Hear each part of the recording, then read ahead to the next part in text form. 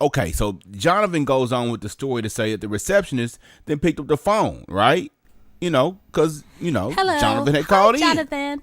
Yes, your album drops tomorrow. You have 3 interviews this afternoon, plus a video conference this evening with BBC.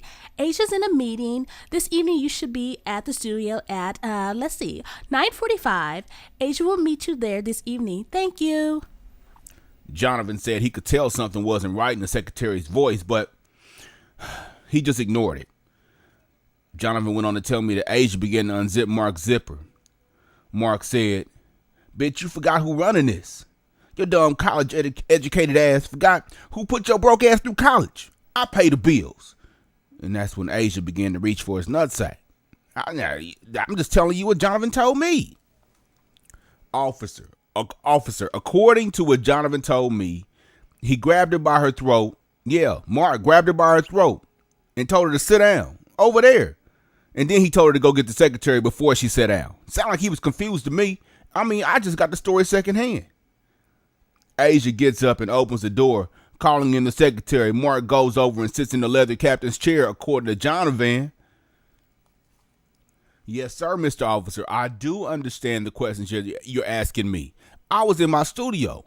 Well, from what I understand, the receptionist then went in." Jonathan said that Mark said that they had a situation and that, his hoe, he was pointing at Asia, wanted him to fuck somebody else. The receptionist looked at Asia with a stunned look.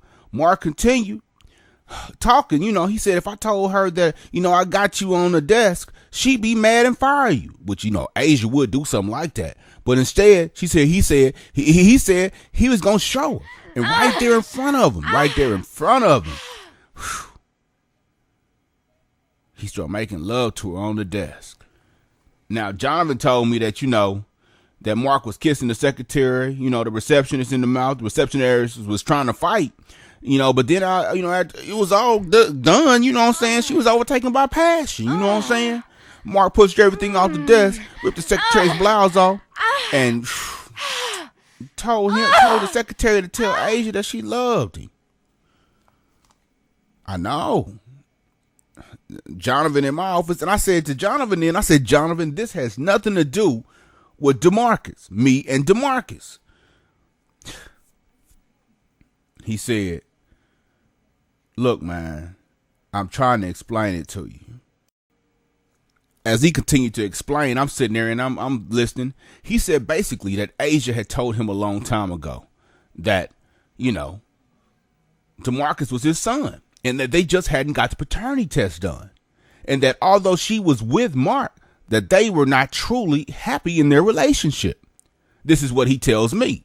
Now, yes, I do understand that this happened almost a year ago and that he just came into my studio today, but I think it's relevant. Why was he in my studio? I told you, because he came to tell me about DeMarcus, mama's fat boy. Well, he went on with the story and said that Asia was sitting on the couch watching her husband, Mark, the other dude, right? Get at this bitch on her desk. She could get up and stab both of their asses. That's what she thought, but then she would say, she had invested so much into the relationship. And see, I could see Asia saying that, officer.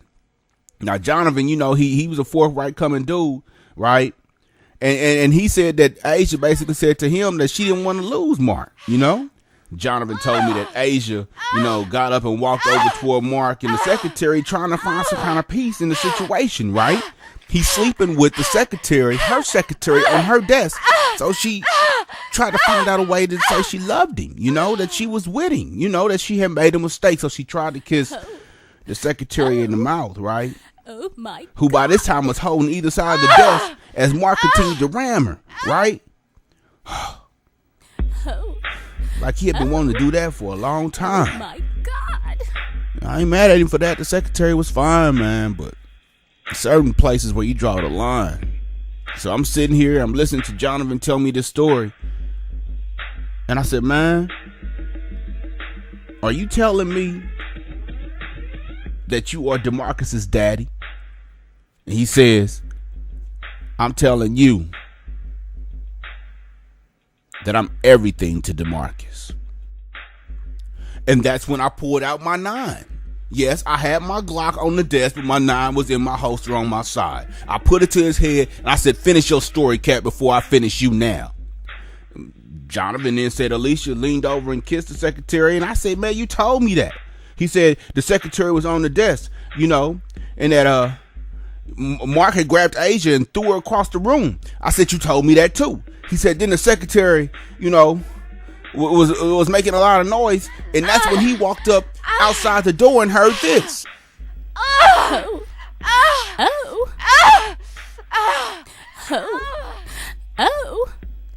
Oh my God.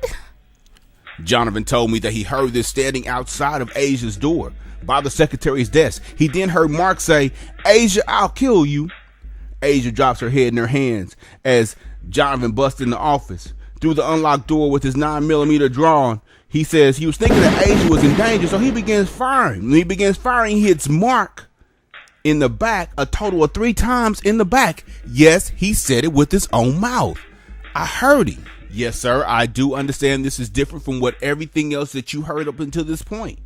I know that the crime has been unsolved, but today he decided to come into my studio, in the office, and talk to me. He said Mark fell into the east corner of the office, and then Asia came over and grabbed a gun, from Jay, and, stood over Mark. Now, Jonathan said that Mark looked at him and screamed out, she's cheating on me, bro. And that's when Asia, without hesitation, emptied the clip, right? Shooting Mark repeatedly in the head. He said she said these words right here. I didn't love you anyway. Jonathan, call the police. This crazy motherfucker forgot whose titty gives the milk. Messing up my goddamn day. When Jonathan said that right there, I knew everything wasn't right with him. He had already been in the hospital for anxiety. Only God knows what medicine he was taking right now, if he was high on something. So, I looked in at Asia, told her to call the police. And she called y'all. Jonathan then started breaking down, man. He's sitting over in the corner talking about all he wanted was a record deal. Now, he's got a record. He said, now all he wanted was to hear a song on the radio. All he wanted to do was get out of the ghetto. Now he's got a baby by a homicidal bitch. I stopped him right there. I said, Jonathan, you don't have a baby by Asia. DeMarcus is my boy. This is my dream. You're not going to steal that from me. You're not going to steal her from me. He looked up at me and said, it's not worth a top 10 song. It's not worth controlling my own destiny. My life is so messed up. And that's when I walked past, Jonathan, facing the window, and said to Asia, did you get that part when he said he shot Mark? Everything started cool. Them little best friends from school, slanging powder through the whole neighborhood. All the junkies knew that we had the goods. Pills, white weed, we had free tools. Jealousy, a weak emotion, what you need to.